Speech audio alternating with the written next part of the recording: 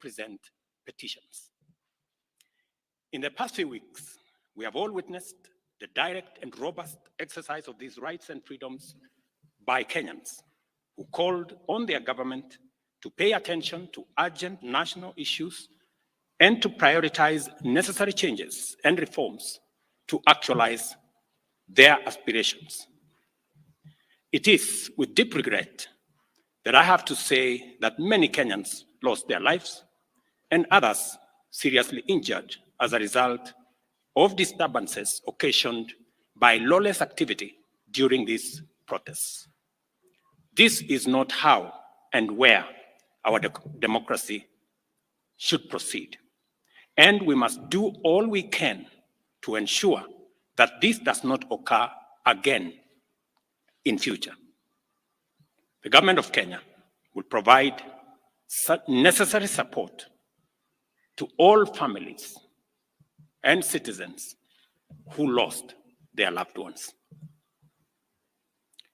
Unfortunately, there has been many instances of excessive, unlawful, dangerous, and harmful conduct during the demonstrations and engagements, as a consequence of which many persons have been arrested and charged in courts with various offenses. I urge the criminal justice agencies to take effective measures and ensure that people who may have been innocently caught up on the wrong side of things and those not implicated in crimes be released and charges against them withdrawn.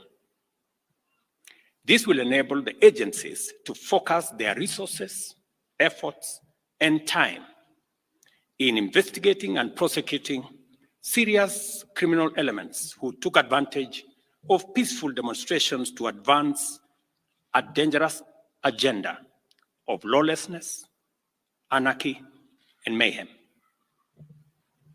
It is important that these suspects are brought to book and that they are prosecuted to the fullest extent of the law. I also take this opportunity to affirm the constitutional authority and duty vested on our national security institutions to protect our country against internal and external threats to sovereignty, to lives of our people, our rights, freedoms, property, peace, stability, and prosperity, as well as our collective national interest. Consequently, I call on the National Police Service to use its mandate responsibly, professionally, and effectively in full compliance with the Constitution, with a view to promoting the national objectives of Article 238, 239, and 244 of our Constitution. All breaches and violations by police officers must be handled expeditiously through due process, with a view to giving Kenyans a police service that upholds the highest standards of integrity. As citizens of this great nation, we all have a duty to balance our rights and responsibilities at all times so that the legitimate exercise of our rights and freedoms does not undermine our broader aspirations to remain a civilized, democratic, and peaceful country governed under the rule of law and institutions of governance for the benefit of all of us. Over the last 1 month, the livelihoods and property of many innocent people have also been destroyed, plunging them into destitution and jeopardizing the welfare of their dependents. The government of Kenya will equally take measures to support these Kenyans on the path to recovery of their businesses. I direct the relevant ministries to obtain, verify, and provide accurate data to facilitate appropriate government action within the next 30 days. I want to give the people of Kenya an assurance that our government listens to them and that for the last 1 month, I have led the government in engaging and listening to citizens from all walks of life as they express themselves in different forums and on various platforms. What has emerged as the foremost national concern requiring urgent and decisive action is the vexing matter of corruption and the non-negotiable desire for accountable leadership and integrity in governance. I have this to say to Kenyans. I have heard you, and I have heard you clearly. Consequently, the following measures shall be taken to accelerate progress to achieving the objectives stated by the people. Number 1, I will be proposing amendments to the Evidence Act and the Criminal Procedure Code, among other necessary legislative amendments to all statutes relating to corruption, to expedite investigations and prosecution of corruption and economic crimes cases, and provide for their conclusion within 6 months. We shall also be proposing amendments to the Witness Protection Act to overhaul the statutory and institutional framework to protect and incentivize whistleblowers and enhance witness protection, making it easier and safer for citizens to come forward and report corruption as well as other criminal activities. Number 3, within 90 days, we shall propose amendments to the Public Finance Management Act and Public Procurement and Disposal Acts to overhaul the institutional and operational framework of public procurement, which has been identified as the epicenter of corruption, conflict of interest, and abuses of office in the public sector, with a view to deploying digital infrastructure within the next 6 months. The aim of this measure is to provide an open and transparent public procurement platform which gives open, real-time, and end-to-end public visibility of public procurement from advertisement to award of contract and to whom it is awarded and what amount the people of Kenya will pay. Number 4, I have engaged with the parliamentary leadership and asked Parliament to expeditiously pass the Conflict of Interest Bill with the explicit caveat that I shall veto any bill enacted if it does not establish the highest bar with respect to accountability, integrity, and anti-corruption. I will make full use of the power given to me under Article 115 of the Constitution to make sure that the bill meets the appropriate standards set out in the original bill. Number 5, while fully respecting the independence of the national justice, law, and order institutions, and pursuant to a commitment to consult and collaborate in leveraging their institutional capabilities in effective, expeditious, and conclusive investigations in respect of all active cases, it is essential for these institutions to provide a time frame to the people of Kenya, because that is what the people of Kenya want, within which proceedings shall be concluded, and the same timelines clearly communicated to the public. Number 6, about 400 billion shillings is spent on tax expenditure every year, especially on VAT refunds, a process that is largely opaque and with limited accountability. Within 90 days, I will be working with Parliament to provide a legislative and regulatory framework to make this process transparent, open, and accountable, with a view to reducing this huge public expenditure and direct savings from this exercise to the productive sectors of our economy. This is going to be a very important exercise of engaging Parliament in consultations with the people as to whether it is right for us to spend 400 billion Kenya shillings every year collected from the people of Kenya to pay a few companies on matters of VAT refund.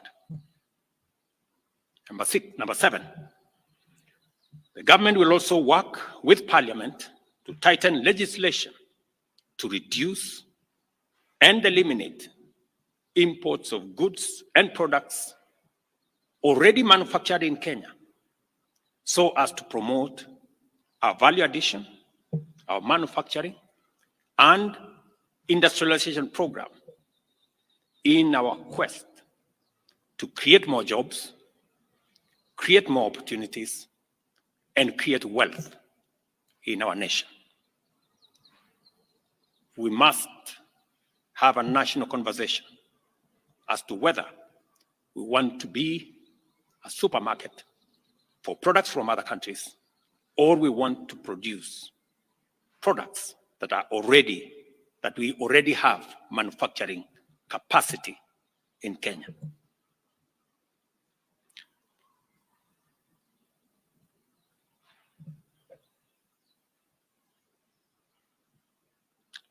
In my last address to the nation, I undertook to consult a broad spectrum of stakeholders from all sectors, levels, and regions in order to constitute a broad-based government.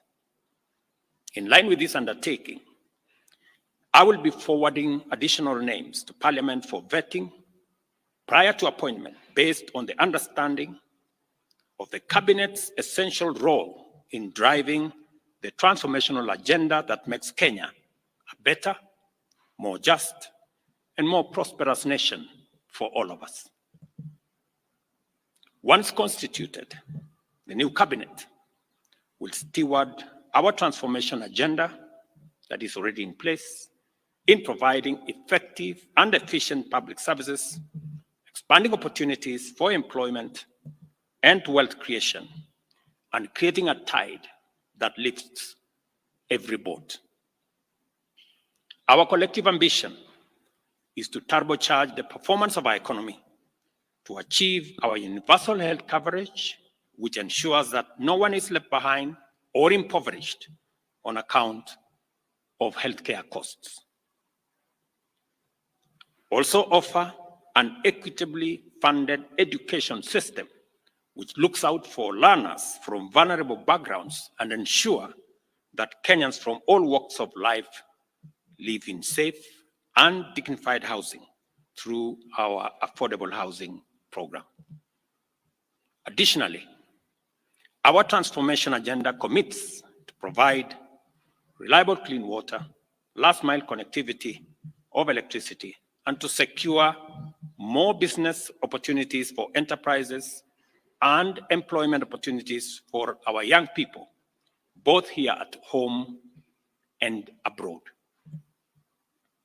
Our explicit aim is to transform Kenya into a middle-income society, and it is essential for us to urgently mobilize adequate resources to fund these necessary programs and projects. Consequently, after extensive consultations, I have nominated the following persons for consideration and approval by the National Assembly for appointment as cabinet secretaries. I commend the leadership of diverse organizations, both in public and private sectors, including political parties, for their encouraging response to my outreach to consult on forming a broad-based government. Their willingness to set aside partisan positions and interests in order to join a visionary partnership for the radical transformation of Kenya is a historic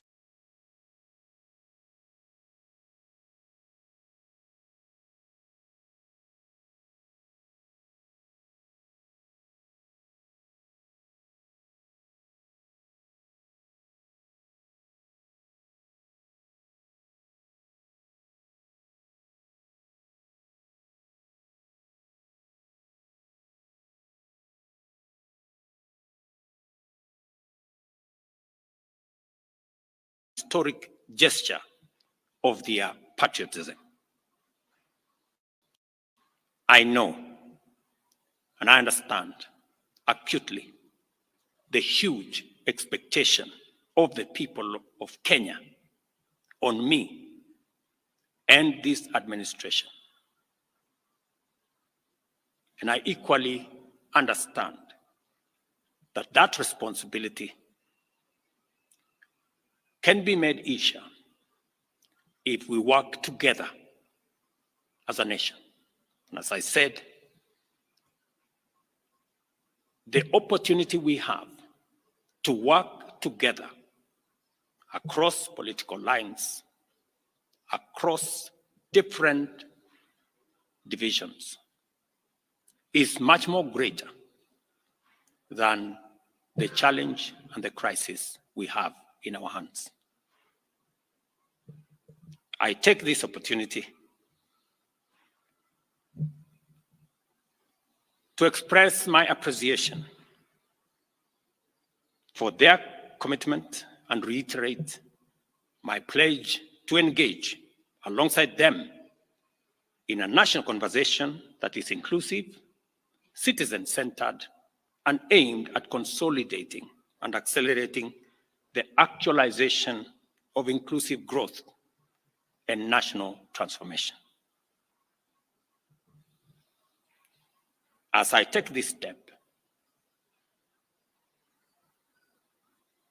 and as I expand and broaden this administration,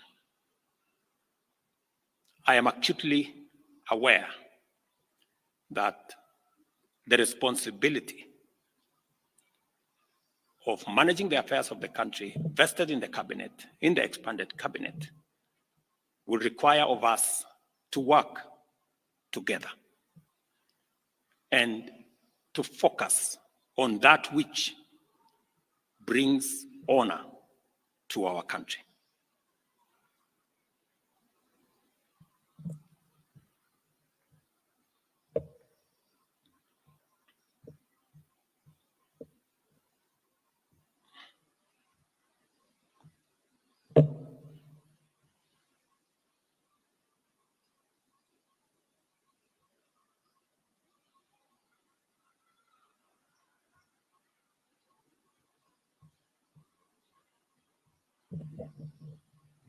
I will shortly give you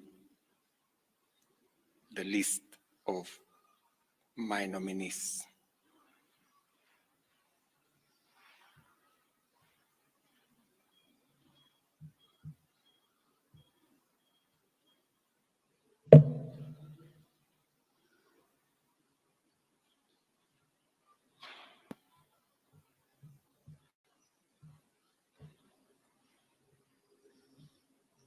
Just hold your horses.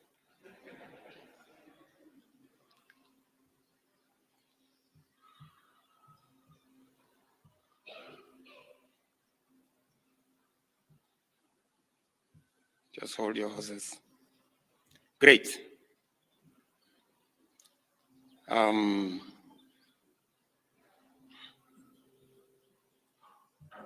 Oops. That's the old list again.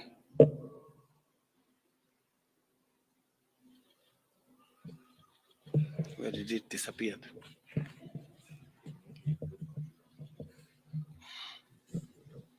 I think this is the problem of making it very confidential and not allowing many people to have a look at it. As you're all aware,